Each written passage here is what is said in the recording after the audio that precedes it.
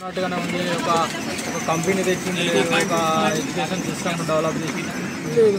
ఇంకా చిన్న చిన్న పెన్షన్, అమ్మ ఒడి, అంబులెన్స్ ఇవన్నీ ఎవరికి అవసరం ఇవన్నీ ఉన్నట్లే కదా. అంటే పథకాలు 5 సంవత్సరాల్లో చాలా పథకాలు పెట్టారు, మంచి బంగారం లాంటి పథకాలు పెట్టారంట. అవన్నీ రోల్డ్ గోల్డ్ లేక ఇంట్లో పెట్టుకోమని పథకాలు తీసుకుపోయారు. అంటే అమ్మ ఒడి కానీ వాలంటీర్ వ్యవస్థ అనేది జగన్ గారి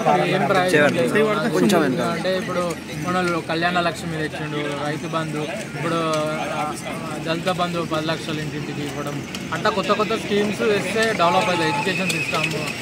ఐటీ కంపెనీస్ కొత్త కంపెనీలు తీసుకురావడం, ఆ విధంగా చేస్తే ఇప్పుడు రింగ్ రోడ్స్ ఉన్నాయి మన హైదరాబాద్లో, అట్లా అక్కడ రింగ్ రోడ్స్ రావడము, మెట్రో వేయడం, ఇవన్నీ అవైలబుల్ లేవు అక్కడ. అంటే ఇవన్నీ డెవలప్ అయితే ఆటోమేటికల్గా ఎడ్యుకేషన్ సిస్టమ్ అనేది డెవలప్ అవుతుంది కాబట్టి అవి డెవలప్ చేయాలి. నువ్వు ఈ అమ్మఒడి 2 రూపాయల కిలో బియ్యము తీసుకోమ్మా నాన్న 2 రూపాయల కిలో బియ్యం. ఈ పథకాల వల్ల జనాల్ని సోమరిపోతులు చేస్తున్నారు అంటున్నారు. చిన్న చిన్నవి అవి కాదు, స్కిల్స్ అనే డెవలప్మెంట్ అనేది ఉండాలి. సాఫ్ట్వేర్ జాబ్స్ కానీ అలాంటి డెవలప్మెంట్స్ ఉంటే ఇప్పుడు ఫుట్బాల్ ప్లేయర్స్ ఇప్పుడు వేరే దేశాలలో అలాంటి స్కిల్స్ అనేవి ఉంటే. ఇక్కడ తెలంగాణలో కూడా అలానే ఉంది కదా. ఏంటుంది, తెలంగాణలో కూడా ఫ్రీగానే ఇస్తున్నారు కదా. తెలంగాణ అనేది కొన్ని ఇప్పుడు డెవలప్ చేస్తారు. మన ఐటీ రంగం అయితే ఆల్రెడీ అభివృద్ధి చెందింది. ఇప్పుడు ఇంకా రేవంత్ రెడ్డి వచ్చింది కాబట్టి దాన్ని ఇంకా మంచిగా అభివృద్ధి చేస్తారు. ఇప్పుడు బస్సు కూడా మంచిగా అవైలబుల్ చేస్తారు. ఆంధ్ర చెప్పుకుంటేనే అవన్నీ వీక్నెస్ ఉన్నాయి. ఇప్పుడు రింగ్ రోడ్స్ అక్కడ లేవు, మెట్రో విధంగా లేవు, చాలా మైనస్ ఉన్నాయి. రోడ్ల విధంగా వచ్చాయి. వైజాగ్ నుంచి భీమిలి బీచ్ నుంచి అక్కడ ఏరియాలో చాలా వరకు ఇట్లా మొత్తం మామూలు మట్టి రోడ్లు ఉన్నాయి కాబట్టి ఆ విలేజ్ల పరంగా మట్టి రోడ్లు ఉండకుండా మంచి రోడ్లు ఉన్నాయనుకో కొంచెం బస్సెస్ అవైలబుల్గా ఉండాలి. ఉన్న ప్రైవేట్ బస్సులు ఎక్కువ ఉంటాయి అటు, కాబట్టి ప్రైవేట్ బస్సులు కాకుండా గవర్నమెంట్ బస్సులు ఉంటే అప్పుడు ఎడ్యుకేషన్ సిస్టమ్ అనేది చాలా వరకు డెవలప్ అవుతుంది.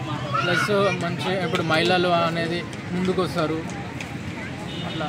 అంటే ఇప్పుడు లోకేష్ గారు యుగలం పాదయాత్ర ముగింపు జరిగింది కదా, సో దానివల్ల ఏమైనా బెనిఫిట్ ఉండవచ్చా? ఖచ్చితంగా చంద్రబాబుకు బెనిఫిట్ అనేది ఉంటుంది, కానీ ఇంకా కొంచెం టంగ్ పవర్ అనేది ఎక్కువ లేదు మన లోకేష్. మన చంద్రబాబు అనుకో ఆయన చేస్తాడు, ఎంత చేస్తాడో అంత ఎఫర్ట్ పెడతాడు, అంత డెవలప్ అనేది ఉంటుంది పక్క. పవన్ కళ్యాణ్ అన్న కూడా నాకు ఇష్టమే, వీళ్ళిద్దరిలో ఎవరు వచ్చినా నాకు ఇష్టమే. చంద్రబాబు అన్నవా ఆయన బాగా ఎక్స్పీరియన్స్డ్ కాబట్టి ఆయన ఇంకా మంచిగా ఇప్పుడు ఫారెన్స్ కంపెనీలు ఇక్కడ వచ్చి మన మైక్రోసాఫ్ట్ కానీ గూగుల్ ఇవన్నీ మన హైదరాబాద్ చాలా వరకు డెవలప్ చేసినాయి కదా.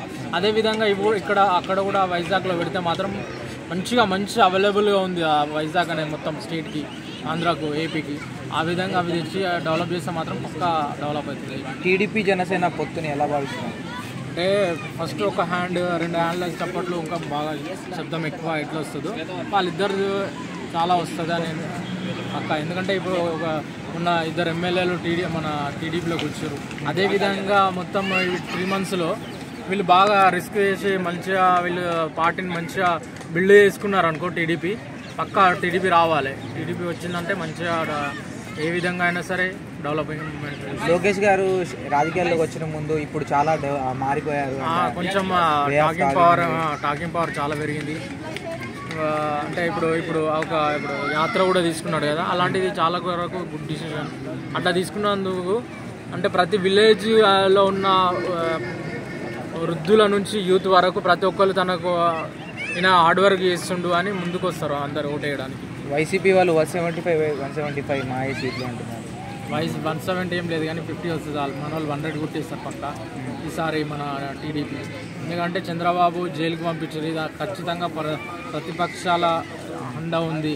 ప్లస్ అనారోగ్యం కూడా చూడకుండా వాళ్ళు అంతా వరకు వచ్చారని అంటే కాబట్టి ఖచ్చితంగా వీళ్ళు మన టీడీపీ వస్తే బాగుంటుంది. మనకు ఎక్కడైతే యువత పర్ఫెక్ట్గా ఎడ్యుకేషన్ సిస్టంలో ముందుకుంటుందో ఆ ఏరియా అనేది ఇప్పుడు హైదరాబాద్ చూసుకో, ఎక్కడెక్కడ మన స్టేట్లో ఉన్న వాళ్ళందరూ వచ్చి హైదరాబాద్లో బతుకుతుంటారు. దానికి కారణం ఏంది, ఎడ్యుకేషన్ అనేది. ఇప్పుడు సాఫ్ట్వేర్ కంపెనీస్ అనేది బాగా డెవలప్ అయినాయి కాబట్టి ఆటోమేటికల్గా అక్కడ కూడా అసలు సాఫ్ట్వేర్ కంపెనీస్ యూనివర్సిటీస్ ఉన్నాయి. గీతం యూనివర్సిటీ తప్ప ఏపీలో ఏది కూడా మనం చూసుకున్నట్టే అయితే పెద్ద ఇంజనీరింగ్ కాలేజెస్ అయితే మనం యూనివర్సిటీస్ అయినా సరే. అంటే జగన్ గారు 3 రాజధానులు ఉన్నారు కదా, 3 రాజధానులకు సపోర్ట్ చేస్తారా, ఒక రాజధానికి సపోర్ట్ చేస్తారా? ఏది ఉంటే బెస్ట్?